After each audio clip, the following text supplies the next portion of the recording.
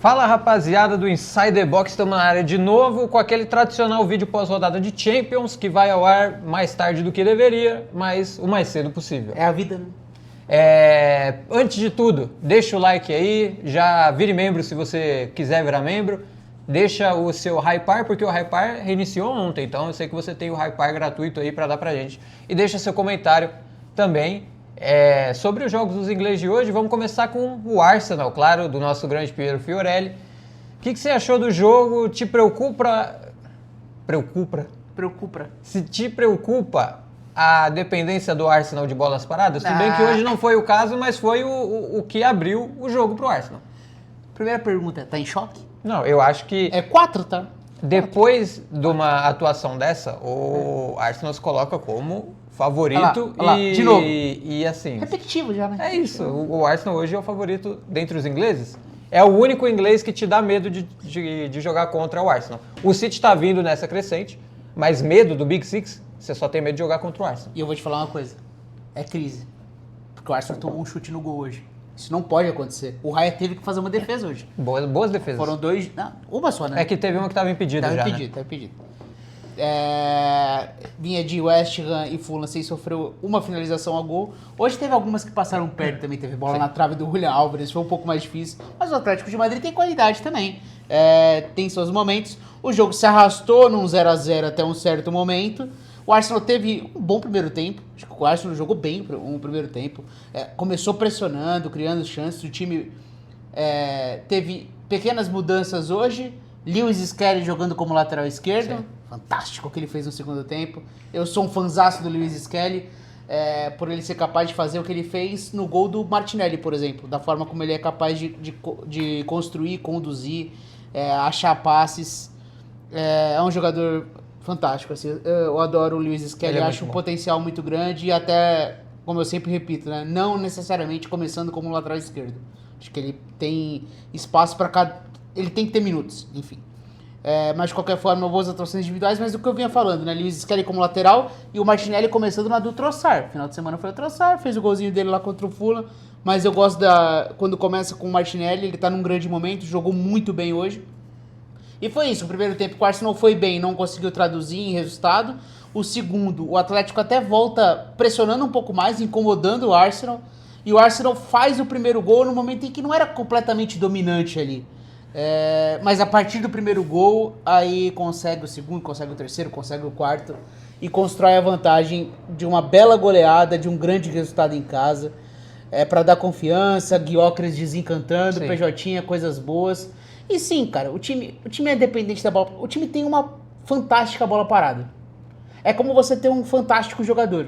Naturalmente, o seu fantástico jogador, ele aparece nos momentos decisivos. E quando você tem uma arma fantástica, ela aparece no momento que você precisa. Foi assim. São 15 gols na Premier League atualmente e 10 de bolas paradas, né? O que eu digo de dependência de bola parada é além do jogo de hoje. O jogo de hoje, ela só serviu para destampar. Depois que destampou, aí o Arsenal jogou muito futebol. Contra o Fulham também.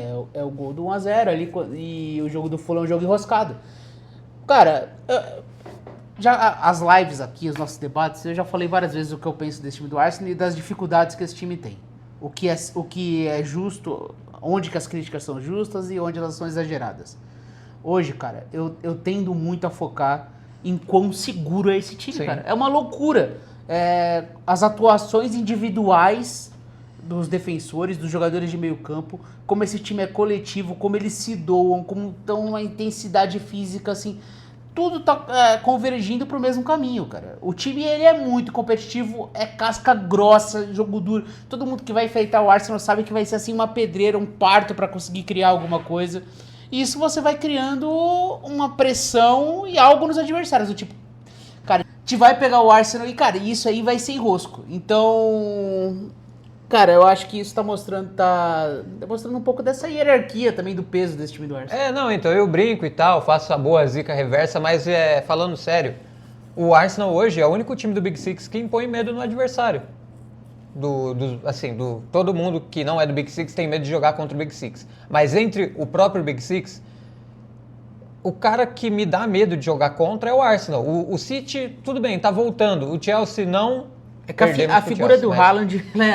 você tem medo do Haaland. Agora, se o Haaland não conseguir fazer um jogo bom, aí você tem muito mais chance de ganhar. Agora, se o Zubimendi não fizer um jogo bom, aí você tem o Martinelli, você tem o Gyökeres, você tem o Declan Rice, o Saka. Eu acho que o time do Arsenal hoje é o time que joga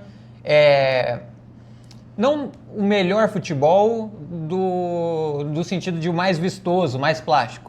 Mas eu acho que é o melhor Big Six no momento até aqui. É o que encaixou mais rápido. E tem uma coisa, né? Quando você vai enfrentar, por exemplo, o Liverpool, você sente, vou conseguir jogar. Sim. Vou conseguir criar. Vou enfrentar o City, eu vou conseguir jogar. Contra o Arsenal, você talvez tenha a sensação de, será que eu consigo jogar hoje?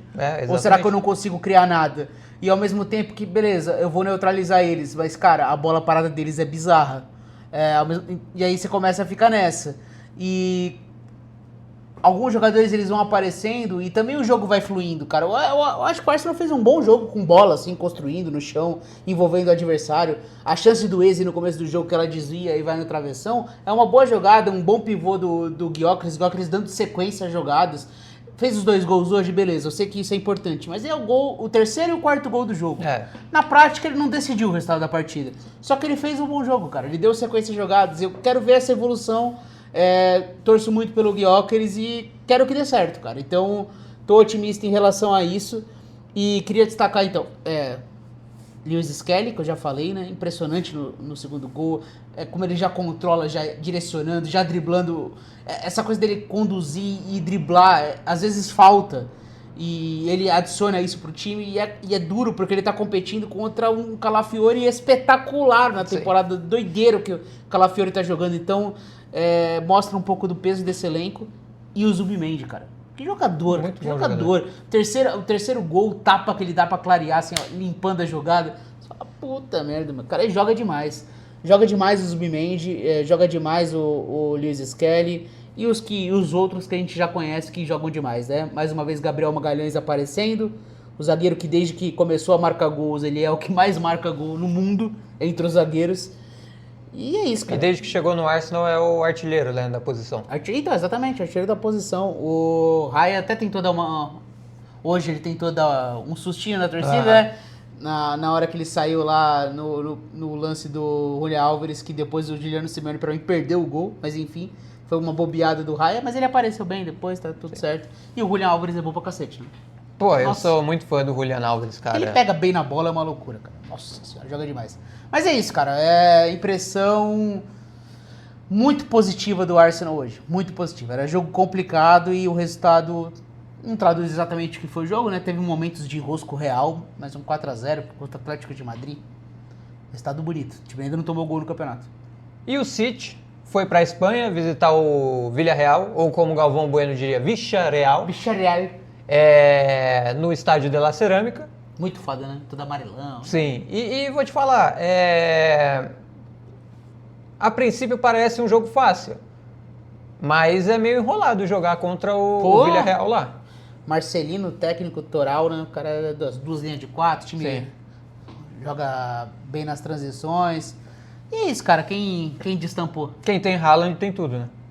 Ele tinha perdido uma chance hoje no 0x0, que teve um cruzamento ele de cabeça, ele tava limpo na jogada e ele perde o gol. Cara, ele perdeu a primeira, a segunda que pintasse era gol. Ele é um psicopata da bola, cara. Jogada na direita, bom passe do Savinho pro Rico Lewis. O Rico Lewis hoje começou como meio campista, mano. Sim. Não como lateral construindo por dentro, mas como meio campista. E porque o Matheus Nunes começou na lateral. E o Rico Lewis aparece no fundo, cruza pro Haaland, o Haaland faz o gol parecido com o que foi na primeira rodada contra o Wolverhampton. Se for lembrar, um gol muito parecido. É mesmo. E na sequência tem um segundo gol depois também, que é um lance muito parecido, que é na direita, só que aí é o Savinho cruzando e o Bernardo aparecendo dentro da área. E um dado muito curioso, tem dado aí? Tem dado em casa?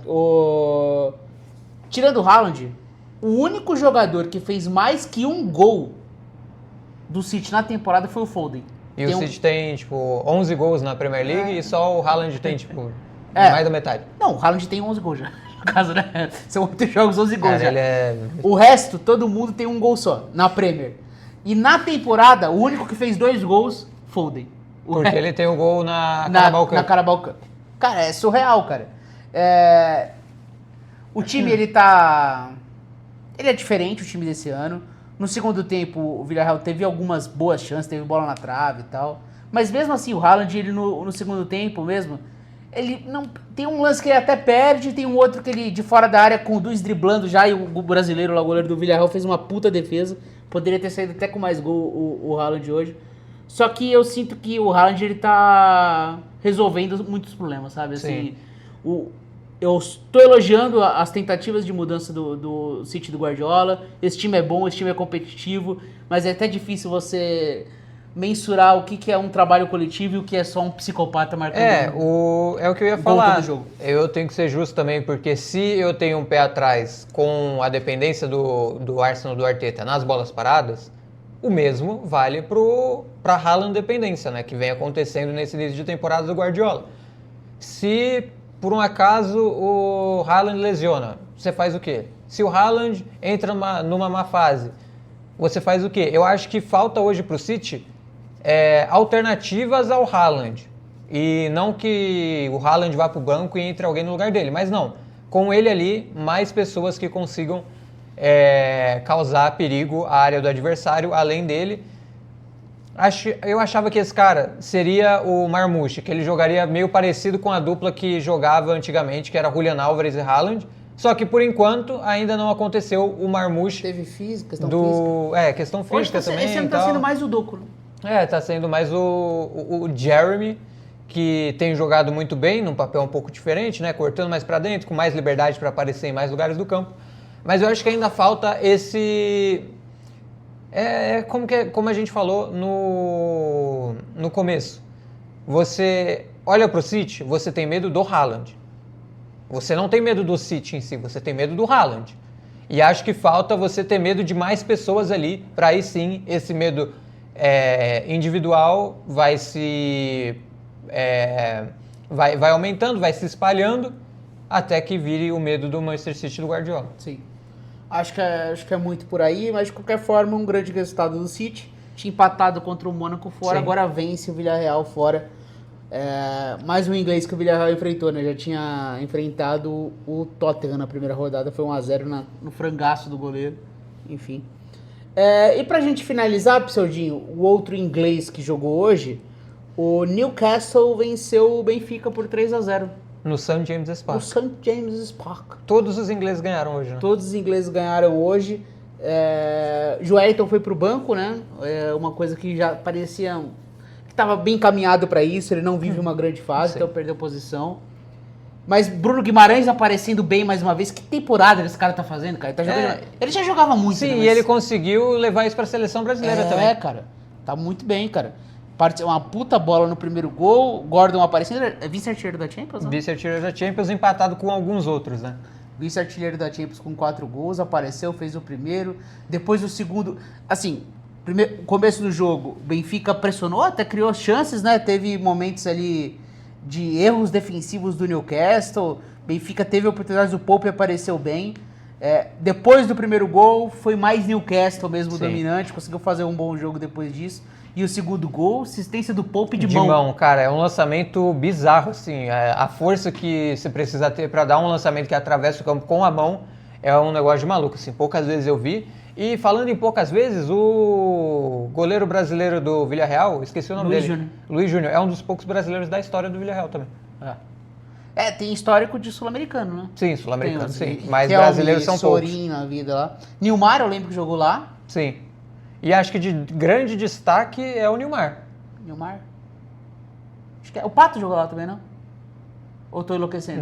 Não me lembro. Mas eu lembro que uma vez eu fiz uma carreira com o Villarreal, de jogador, porque já estava no fim do FIFA. E eu falei, vou ser um brasileiro... Marcos Senna, que era um brasileiro espanhol. Brasileiro espanhol. Mas brasileiro. Falei, quero ser um brasileiro no Villarreal. Aí eu fui ver brasileiro do Villarreal. Aí não tinham muitos. Eu lembro do Nilmar, o Marcos Senna... Eu acho que eu lembro do Pato no Villarreal, cara. Eu posso estar maluco, mas eu acho que isso aconteceu. Enfim, dito isso, depois ainda teve o terceiro gol do Newcastle. Newcastle que já tinha conseguido... Aconteceu, o Pato no Villarreal. O Pato jogou lá, jogava com a 10 até. O Newcastle tinha vencido bem o Sanguiloase. Consegue mais uma vitória. Falta emplacar ainda na Premier essa temporada, né? É um time que quando tá com a rotação alta é encardidíssimo de jogar.